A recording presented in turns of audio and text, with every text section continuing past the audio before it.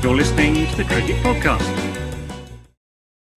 Hello, everyone, and welcome to the Cricket Podcast. We are here to talk about the Super 8 action that has unfolded in the T20 World Cup over the last 2 or 3 days. We've had Harry Brook masterclass earlier in the week, followed by India dismantling Zimbabwe and keeping their tournament hopes alive. Thanks maybe to a little bit of help from South Africa as well. I'm Jack Hope. I'm joined by Max Roy Brown. How are you, Max? Good morning. Very well, thank you. Good day for India yesterday, wasn't it? It was a good day for India. Yeah. It was definitely a good day for India. It could have been the end of the tournament for them, frankly. But they're back. They've got their quarterfinal v West Indies effectively coming up on Sunday. And we'll be talking about all of that and more on this episode of the podcast. Before we get going, though, just a reminder to click like and subscribe on whichever platform you are listening or watching on. Share the podcast with a friend. Press that 3-dot button. Then take press a share. friend into a voting booth and make them go on Spotify and rate the Cricket Podcast 5 stars. Exactly. Yeah. Get your whole family into the voting booth. And make play them the rate podcast. the Cricket Podcast. play the podcast as loud as you can. Max, should we start with Harry Brook? I think that seems Why like not? if we do a chronology of the game since our last episode, it starts with Harry Brook, and we shall do the same. England v Pakistan. England needed one win to go through to the Super 8s. Pakistan needed a win to keep their tournament alive, realistically, I think. It was all set up to be a good one. What happened? Well, it was a good one, but not possibly in any way that we might have imagined it would be a good one, because it was a proper weird game of cricket. Pakistan batted first, and their main man, Shahbaz Farhan, tournament leading run scorer, led the way for them with 63 or 45, batting nicely. But around him, he wasn't going very well. 2 early wickets, Simon Ayub and Salman Aga both out. Jack questioning whether they would even get into the Italy side on current performances. Babar Azam did his usual plodding around, going absolutely nowhere. And it was all very stuck for Pakistan. And it looked like they would be working towards a fairly under par total on what looked like also... I don't know. The wicket chat got going again. People talking about it maybe slightly better than the one in Sri Lanka with the England-Sri Lanka game. Maybe worse. People don't really know. Either way, it wasn't going well, and Pakistan were looking behind the 8 ball. And then England decided that they were just going to completely fall apart in the field, just let everything through their legs. I think there was a period of about 2 overs where 3 boundaries went through that Jacob Bethel just decided to shepherd to the boundary. Fakhar Zaman took... reap the rewards from that with 25 or 16, and Shadab Khan 23 off 11 to get Pakistan up to 164. England bit back at the end nicely, but it was it all was very odd from England in the field, and looked for all the world like they'd not done any fielding practice since the Ashes, and then it was England's turn to crumble with the bat as well. Phil Salt and Josh Buttler out early. Jacob Bethel was out. Tom Banton was out.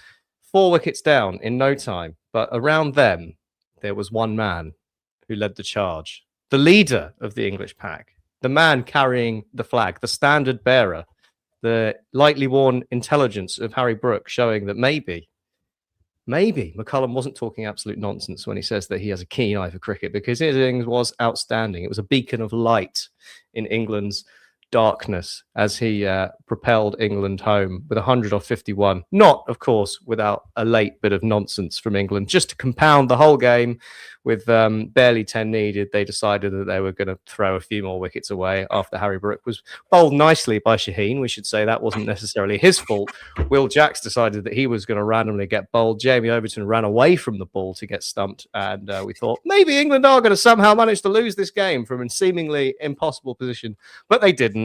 Jofra Archer hit the winning runs, and they made it home. 5 balls to spare, a 2-wicket win, and through to the semi-finals. So mission accomplished, I think, for England, but probably not the way that they would have intended to go about it. It was a real brain melter of a game. The first innings wasn't too weird, I'd say. Like the the Pakistan batting was about what I expected. Yeah, maybe I mean, the even a little scorecard bit looked better. pretty normal, right? Their good batter Yeah. scored the runs, Babar Azam scored at one a ball, and a couple of other people did a bit. Fine. Yeah, Shadab hit a few boundaries near the end. England's fielding was kind of bizarre. There was, I think, a couple of drops in there. A couple of midfields from Bethel. Well, basically everyone was pretty bad in the field. That was a bit weird. England are normally a pretty good fielding team. Yeah, it was strange. But then the second innings, like just all the nut stuff that could have happened. Shaheen Shah Afridi has basically been a lemon of a bowler in this World Cup and hasn't been great for a little while, frankly, in T20 cricket. He at one point had 3 for 13. This is England. England are a team that, on paper can't play spin. I think at the end of the power play, the figures for the seam bowlers were like 21 for 3, and the spinners were like 2 overs, 28 for 0. Like, that's not normal. Harry Brook especially has got a little bit of a reputation for not being able to play spin. He looked like peak Heinrich Klaassen at times in his innings. I mean, Brook is really good, right? Like anyone who's like, oh, Brook can't do this, Brook can't do that. Chances are you're wrong, and Brook can do it. He just chooses not to. Well, I don't know if it's a choice. I think like he might not be able to do it at the frequency of the very best. But if someone says, I'm going to bowl a cricket ball to you, Harry Brook, can you do an impression of Heinrich Klaassen? The answer is probably yes. And he pulled that off quite a few times. That kind of back foot, it's like a straight pull push hit. It's a really good shot. And then like, but and then the sort of the other weird thing was no one was seemingly capable of reading the game situation at all at the other end. Like a succession of quite strange, quite bad wickets. Really, if you've got Harry Brook doing that, it takes like one other person to get 30 off 25 balls, and they win this game in the 17th over, and it's not a problem, and they're probably 4 wickets down. But once again, England are 100 for 5. Like in every game, I think they've been 100 for 5. I mean, you called it. You said it. You said it on the last pod.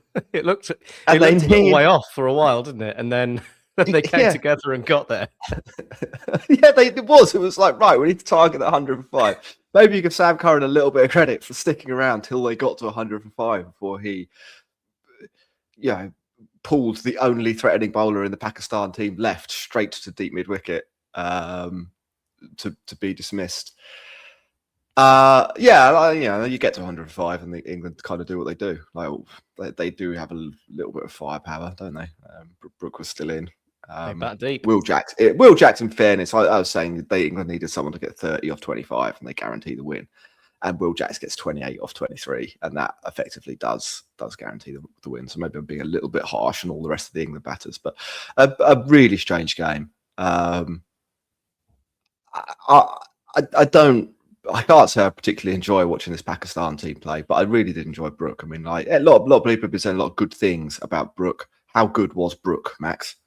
He was really good. That was like it's one of those where you look at the scorecard of how everyone else has done, and then you look at Harry Brooks, and that gives you a little clue as to how special it was in terms of the game. And I think that is a good place to start in terms of trying to analyze what Harry Brook did, because it was out of step with everything else that we saw in that game. He was just different class to everyone else. He, like you say, he negotiated Pakistan's only threatening bowler, which is was made of on the comms of Usman Tariq and his action, as if no one had actually ever seen him before, which they probably hadn't, because they don't watch cricket outside of whether England are playing. And that translated to everyone thinking that he's the best mystery spin bowler since, maybe like 3 times as good as Rashid Khan from what it sounded like on the feed that we were watching. I mean, he's quite good, but like they were talking about him like he was completely unplayable. Side note, I did enjoy that they were like, well, no one's really seen him, but Tom Banton has played him in the PSL, so it'll be important for him to see how he goes. And then immediately, first ball he faced was out tickling one to the keeper, so that was good. But yeah, no, Harry Brook, I mean, he paced it, brilliantly. It was a counter-punching innings. He put a bit of pressure back on Pakistan. I think the important thing with the way that Harry Brook went about it was he basically got the rate down. England had lost wickets, but he got the rate down to like 6.5, 7 and over for basically the back end of the innings. And that meant that the people who did come in did have time, Sam Curran, Will Jacks, to just take it a bit easy, like get a feel for things, get him back on strike, rotate it, and get England into a position where they were comfortable favourites. So he took that responsibility on his shoulders like a true leader. So we're now told by all the journalists who've decided that Harry Brook is now an incredible leader, and the fact that he played this attacking innings from a position of some discomfort for England was incredible and genius, which is very different to what they would have said a week ago if he'd got out for 20 off 10 and said, why have you thrown your wicket away? Because that's how the media works. But yeah, it was good. Well done, Harry Brook. Some incredible shots in there, brilliantly paced, a match-winning innings. Obviously, well done, Harry. It would have been nice. I think the only thing that separates it from being like, I think it's obviously a great innings. I think the thing that will separate it from like defining innings of a tournament is that he wasn't there at the end. Like I do think, aesthetically, would have been nice to lead them off. Yeah, that does make a difference. I mean, obviously incredible. England are a weird old team, especially with the bat. Bowling actually seems a lot better than earlier in the tournament, but the batting is bizarre. Like how I mean, they're fairly comfortably into the semi-finals. You'd say they've won their 2 Super 8 games, won by 50 runs. In again slightly weird fashion, but a very comfortable win. And this game, although they did try and lose it really hard after Brook was out, they again were clearly going to win the game with 4 overs left. Pretty comfortable again. But they haven't in any of the games done what you would expect a team with these batters to do. You would expect at least once so far over all the games they've played, they'd be 100 for 1 or 100 for 2. But they haven't been, which is kind of a testament to their strength and their maybe the lack of form or however you want to describe it with some of the players. We did have a question about this, and we've been harangued in the comments for not taking questions, so we will talk about this. Be patient. What's happened with Josh Buttler? This is from Sarav. Is he contemplating retirement after this World Cup? So Buttler is a concern, and if you want, you would think at some point to win this tournament, over the 2 knockout games, England will have to be 100 for 2 in a game. I don't think 100 for 5 will cut it twice in knockout matches. You might be able to blag it against somebody, but it's not being at India. some point you're going to need a weight of runs. You would think, England might have to beat both of those teams to win the World Cup. So what is going on with Josh Buttler? I mean, people go through periods of being out of form, don't they? Josh Buttler is a person, and therefore he's going to go through periods where he's out of form. It's come sort of kind of out of the blue, I suppose. Like his recent performances, like his last IPL was like he was batting 3, and for Gujarat Titans he was pretty good. I think that's an understatement to say he was pretty good in that top order for them. They were phenomenal. He has been pretty good in the SA20 as well in like the past years. In the SA20. But I mean, he's not the form that we're looking at now, right? Like we're not talking. He's scored more than double figures in that period. So it is a bit odd, and he looks awful as well. It's not like he's being a bit unlucky and he's like creaming it but smacking it straight at the fielder. He looks dreadful.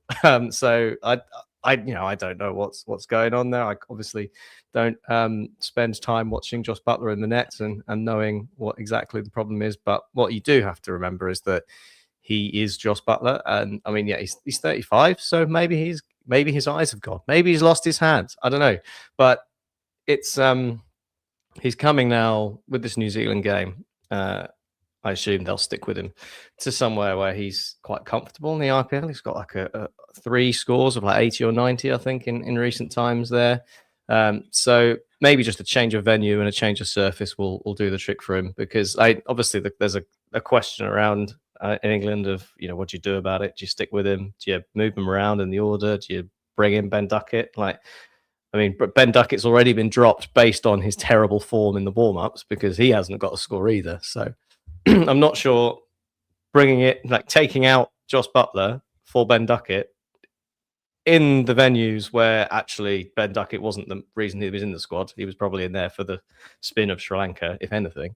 I don't think that's going to happen or is viable. So stick with Josh Butler and just hope that he gets that shot that just gets him back into the groove. Like, we've all played cricket. You can be in a period where you're just not feeling it, and then suddenly one just comes out the middle of the bat, and you're like, "Oh yeah, I remember how to play cricket now," and that's all it takes. And that feels to me like what we're looking at with Josh Butler. Just a couple of boundaries out the middle of the bat, a nice 30 or a 40, and that'll set him up, and he'll win the final single-handedly. That's Josh Butler's redemption arc. Yeah, could happen. I don't think there's that much to worry about.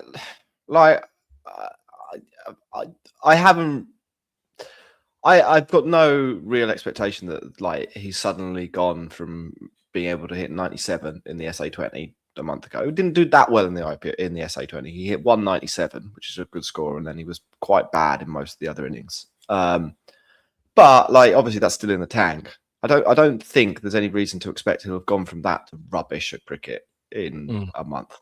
Butler's always been, this should be said as well, he's always had a little bit of a streakiness to him. He's had, if you look at you were talking about the IPL.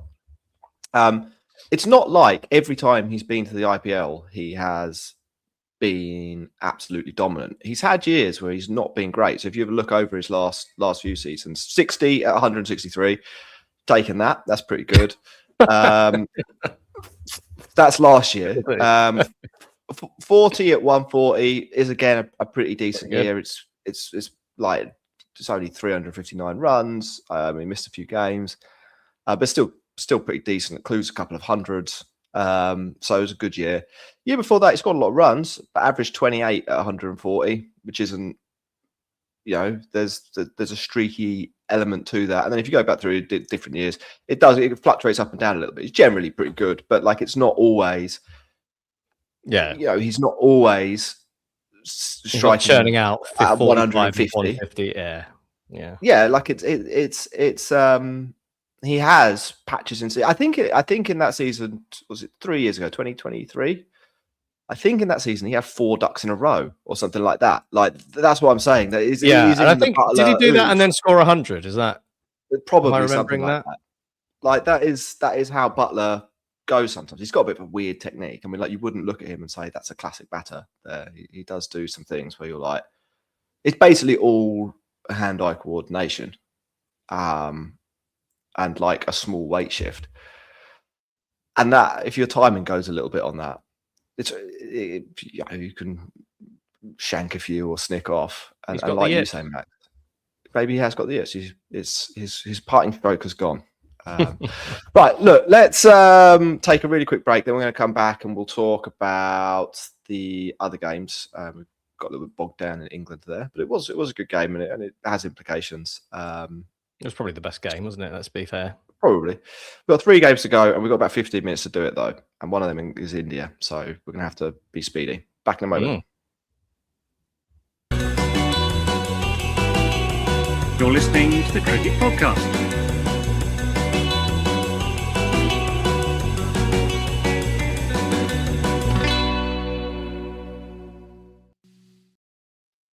Welcome back, everyone, to the Cricket Podcast, where we are going to move on from England in the T20 World Cup to talk New Zealand, Sri Lanka, West Indies, South Africa, and India v Zimbabwe. All of those games meant a lot. Before we get going, just a reminder to click like and subscribe, and we shall move on with the other game in Group 2. I don't know why they're numbered, these groups, but they're numbered. That's the first time I've noticed that. Bizarre. The whole tournament, bizarre. They should name them after politicians or something. Oh, the Modi group. This was we thought Pakistan, England was weird. England are through at this point, and I think there's results that could mean Pakistan still had a chance. But what? Yeah. Anyway, New Zealand v Sri Lanka. What happened, Max? Well, Weird I mean, game. say this was weird, but actually, it was almost a carbon copy, maybe a slightly more extreme carbon copy of the game that Sri Lanka played against England, because New Zealand batted first. Sri Lanka started pretty well with the ball. I mean, there was a good start from New Zealand in getting to 75 for 3, but there was a couple of wickets in there. Phil Allen hit a few early boundaries, as did Rachin Ravindra, but then Sri Lanka came roaring back, and a mini collapse, or a proper collapse, led New Zealand to 84 for 6. Theekshana taking 3 wickets to do a lot of that damage. And yeah, New Zealand were in a spot of bother, big time. And then Sri Lanka kind of let them off the hook, much like they did with the England batting innings when they scored a pile of runs at the end off the last few overs. New Zealand scored 70 off the last 4 overs, was it, of this game? It's a lot of overs. A lot of runs. Absolutely ridiculous. It was sixes were raining down from on high. Mitchell Santner and Cole McConkey, the men to do the damage, and somehow from where New Zealand were, they got to 168 for 7 off their 20 overs, which was just outrageous. Like the worm is ridiculous. It's really, really funny if you can find the worm for the for the New Zealand innings. And I mean that was always going to be kind of a problem for Sri Lanka, and so it proved, because they immediately folded. They lost a wicket from the first ball from Matt Henry, Pathum Nissanka out, Kusal Mendes 11 off 22. That's a very un-Kusal Mendes innings. It's like match fixing. Yeah, and Pavan Rathnayaka 10 off 18. A very un-Pavan Rathnayaka innings. I mean, you don't want to say the words, do you? But I mean, that kind of performance is really, really bizarre. And Sri Lanka went absolutely nowhere. They were 27 for 3 off how many overs, Jack? 10? 8? Not 8. 8 overs. I mean, that.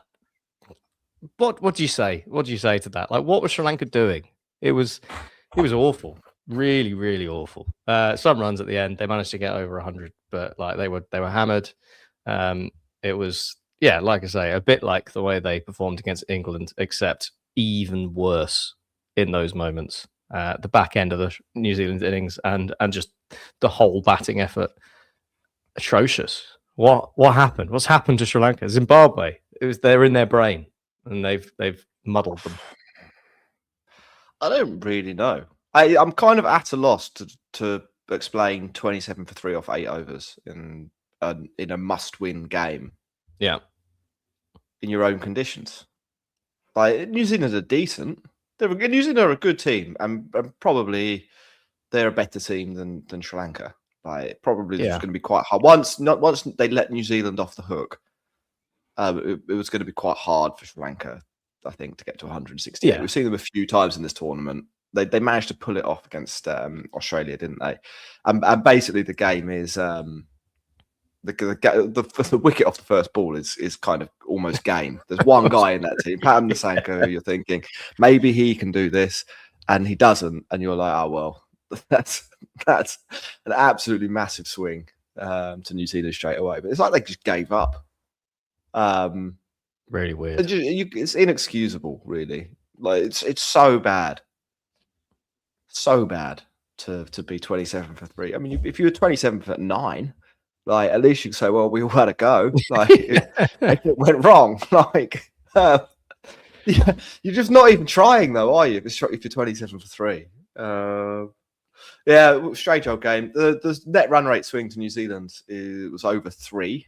So it's going to be quite difficult for Pakistan to catch that up. They play Sri Lanka last, New Zealand play England. So I mean, there is therefore a match fixing like reason in there, isn't there? Oh, there's there's a reason why Sri Lanka might have wanted to throw the game against New Zealand if they're as assistant hosts to the tournament, Jack.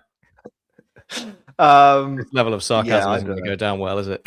Yeah, maybe. Yeah, so that was it. There's not really that much to say about it, apart from to point out that 27-3 is inexcusable. At the end of the game, it's actually hard to do that deliberately. Like you can edge a couple and get an accidental boundary. I know. 27-3 off 8 in a test match would be quite a slow start. Yeah, like, it would be. We'd be questioning whether England have let Bazball die. Exactly. Yeah. If England were 20, I don't know when was the last time England were 27-3 or scored 27 after the first 8 overs of a test innings. I'm sure someone can think. I'm sure it's quite recent. I'm sure that happened in the Ashes, but probably. Yeah, odd. And then Ravindra came on and got 2 stumpings, and it's like that was I think after 2 balls that over, there'd been 2 runs, 2 wickets, 2 stumpings. I think didn't he bowl 2 wides either side of the wicket? So it was a really odd thing. And then at the end, the crowd, I don't know if you've seen the video of that, heckled the Sri Lankan team off the pitch. No, I've not seen that. Which was quite good value. They were very angry. Anyway, that was that game. I should move on to the Group 1. Group 1. 1 for best, the most important group. It has India in it. West Indies v Sri Lanka, South Africa, whatever. They're all the same. Hammering. Weird one. It was a weird one. It was a hammering. I mean, so South Africa have won this at an absolute canter. Aiden Markram 82 or 46. Any other key details that you want to raise? Could have been more of a canter, couldn't it? Because it was West Indies were in massive strife. They were 83 for 7 off 10 overs. So at least they hadn't been going at 3.5 and over. But then, Jason Holder and Romario Shepherd came together. I mean, they do bat pretty deep, this West Indies side. Like Romario Shepherd at 9 is a pretty handy guy to have. 52 of 37 for him, 49 of 31. So that did get West Indies back into the realms of a normal cricket score in a game of T20. But yeah, Aiden Markram went out there and showed just how good a wicket that was and just how under par 176 was from the position West Indies were in. And yeah, another storming win for South Africa. They've made a bit of a habit of this in this tournament, haven't they? Of like big wicket wins. They did it a lot in the group stage. Done it again here. They're through. Yeah. He did think. Obviously, there's a lot of people watching this from the point of view of like wanting India to go out or wanting India to stay in. Like, there's there'll be West Indies fans in South Africa wanting their team to do well, but the rest of the world probably had a view on how they wanted this game to go, depending on the India question. And for the India out fans, there was couldn't have gone any worse. Well, there was briefly like some hope. 176, a recovery to 176 looked like it might be a reasonable score, but South Africa, closed the door on that pretty quickly. They're having a very good tournament. Lots of people in the South Africa team having a good tournament as well. I don't think there's really. I mean, Marco Jansen and Maharaj took some tap in this game, but have been really good in other matches. So. I think that's fine. But I don't think there's a single player in that South Africa side who hasn't at some point played a role in winning a match for them, which is kind of where you want to be as a team. And as opposed to England, who we were talking about earlier, they've been doing it in combination. It's not like, in this game it was Aiden Markram's turn to single-handedly win the match. Will Jacks has 3 man of the match awards so far. Yeah, exactly. So it's been good from South Africa. We had a question in or a super chat in from Sammy. Thank you very much, Sammy. I was half expecting South Africa and West Indies to pull off a disgrace of Ahmedabad like Germany v Austria in the World Cup '78 and screw India. Instead, as a Proteas fan, I'm bracing for the classic 8th game implosion. I'll be back here for a Max, Hope, and Ross therapy session. Well, look, maybe South Africa can go all the way. Is what I'd say. Like they won the World Test Championship, didn't they? That's a proper tournament. I think. Hoodoo might be broken. We're over it. They're not bottlers anymore. Yeah. In terms of like fixing the game, it's quite hard to fix cricket. But I do think if you're South Africa, there had to have been like, at least privately, thoughts about whether it would be possible to just lose this match by one run. Yeah, I mean, it actually would have been. They could have got to 175 and then all kicked the stumps. Yeah. No one would have questioned it. It would have been fine. Because it definitely, like, if they're going to win the World Cup, they probably have to beat India again now. West Indies might dispatch them. Like, let's not write off West Indies. They're a good team. West Indies have got a 30% chance of beating India, but likely it's probably likely that for South Africa to win this World Cup, they have to beat India, and India are the best team in the tournament, and they are at home. There had to have been the temptation to try and eliminate. Yeah, not quite as easy as playing out a 0-0. No, exactly. Yeah, it's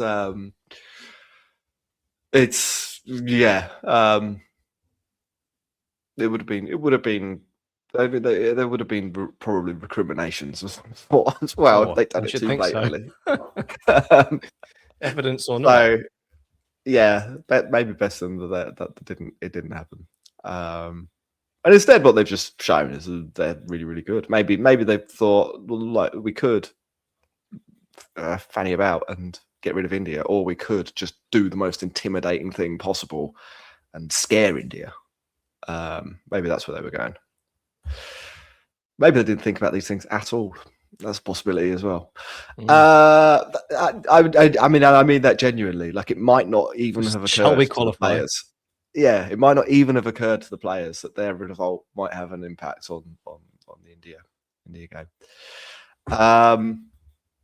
Next game was India. What happened, Max?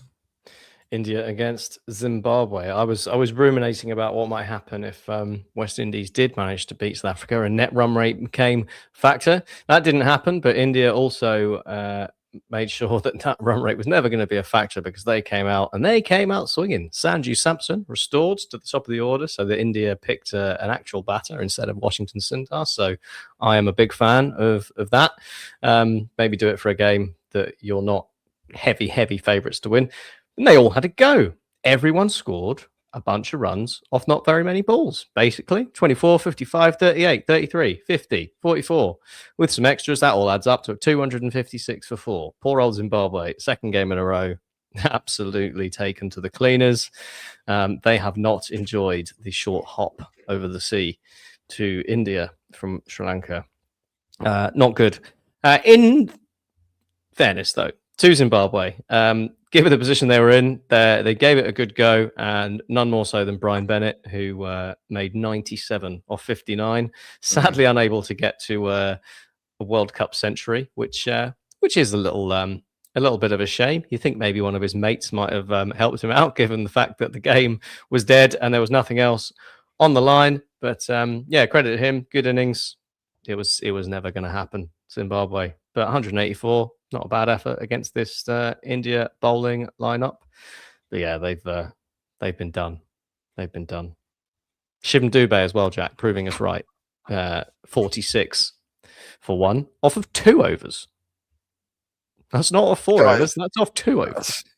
Yeah, like I said, he might not bowl very many overs for Namibia. That's probably true. Why are you keeping? Look, I understand. Actually, in this situation, when you're playing Zimbabwe, I understand not bowling out Hardik and Bumrah, who are a little bit injury prone. To be honest, like if you get the opportunity to not bowl their overs, then you should take the opportunity to not bowl their overs. So fair enough, I think, but like I do think. In other games, they would have still bowled him, and I don't really get that. Overall, though, for India, really positive. It's I think we were saying on the last pod, they've been a bit uneven in this tournament. wasn't really anything uneven about this performance. Everyone just did well. That's exactly what they can do. Yeah, did their jobs. Some extremely well, some just quite well. But yeah, I think all round team package. This is what I think we were expecting a little bit more of this from India. Yeah, I was expecting this to be more the norm, and the kind of shambles for USA to not happen at all, really, and the kind of like they lost to South Africa. That's could happen. That's as we said after the game, like when a good team plays a good team, sometimes one of those teams has a really on day and one of them has an off day, and you get a one-sided result. And I think that's what happened there.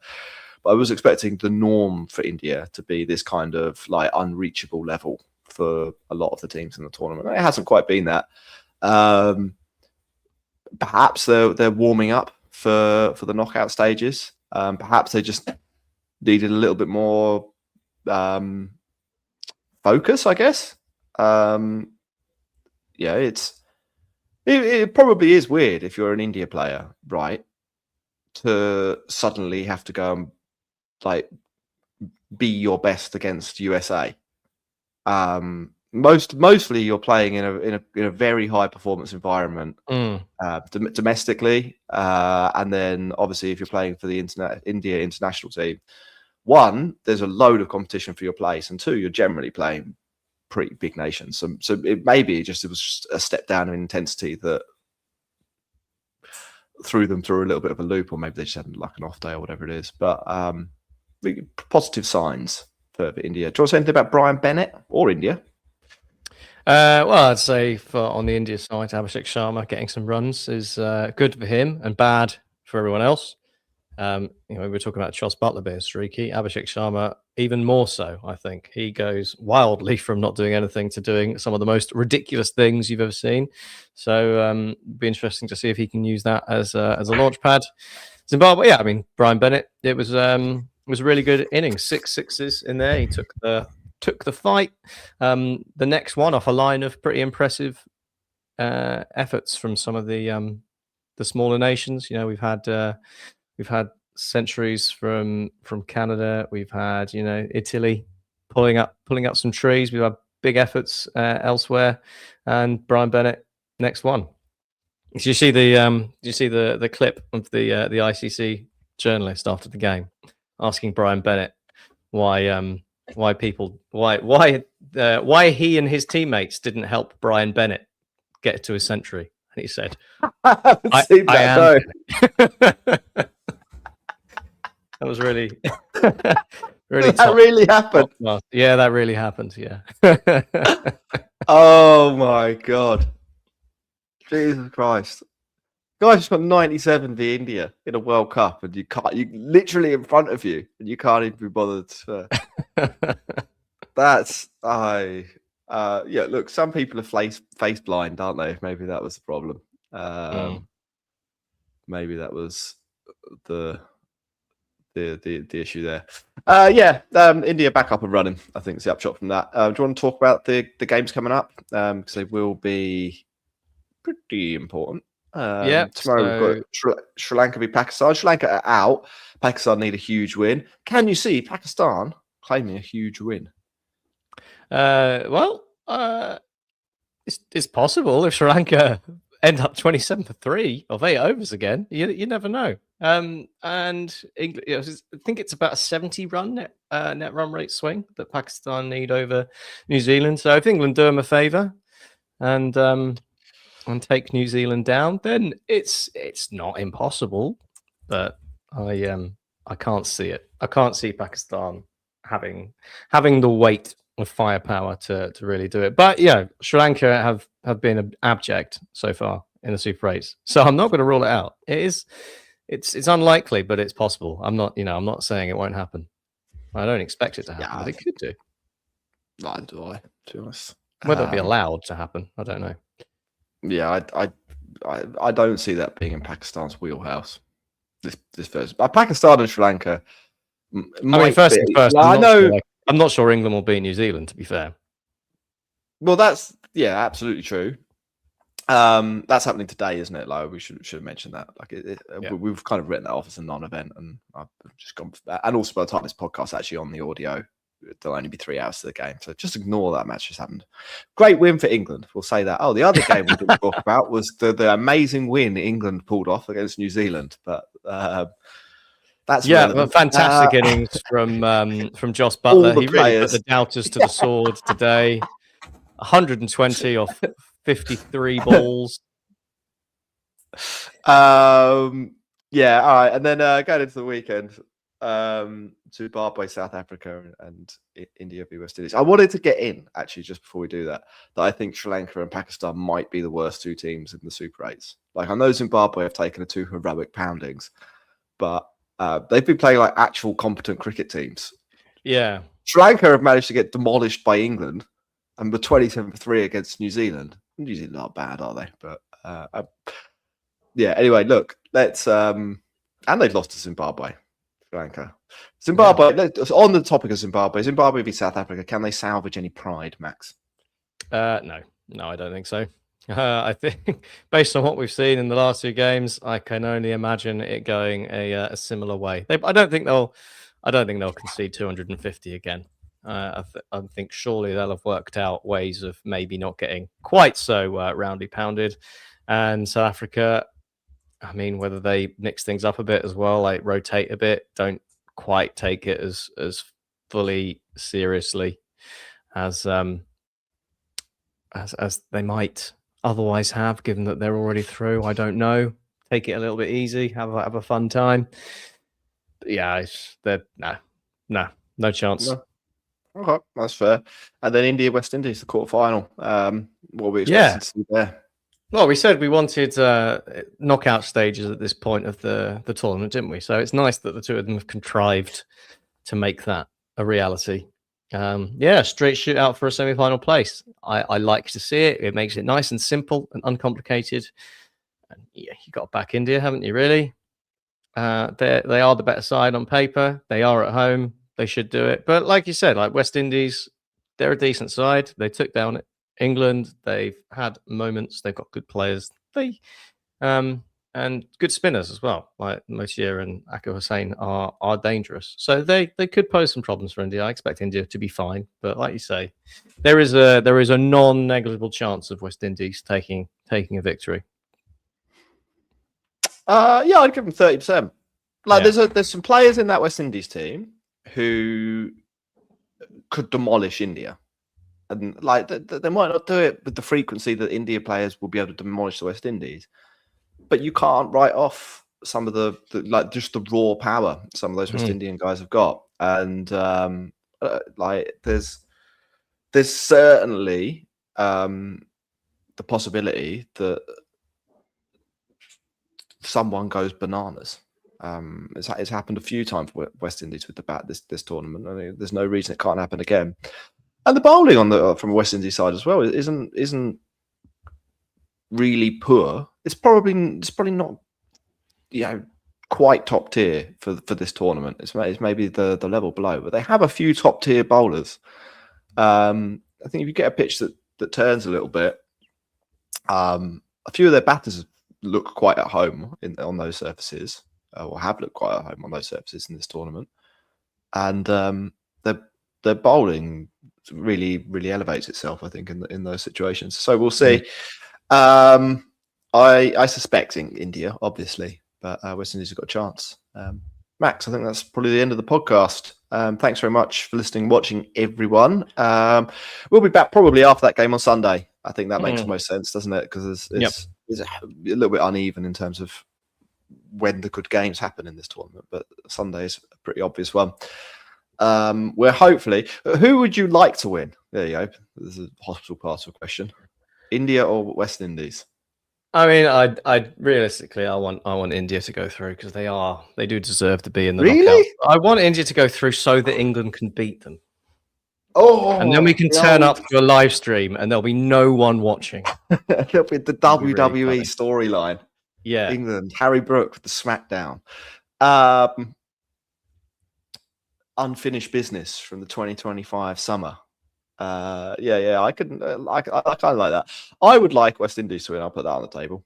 I think that would be the most funny outcome. I think it's always best in cricket when the most funny thing happens. Like that generates the best content. And the most funny thing is India not making it to the knockout stages of their own tournament. It'd be interesting to see who the crowds end up supporting if that happened. Or whether anyone turns up at all. What crowds. They'll be busing school children in from all over the provinces to fill the seats. New Zealand, West Indies semi-final. Yeah, that'll really bring the crowds. There'll be all the support staff, and that's it. Anyway, look, we're going to wrap up there. Thanks very much for listening. Thanks very much for watching. Bye.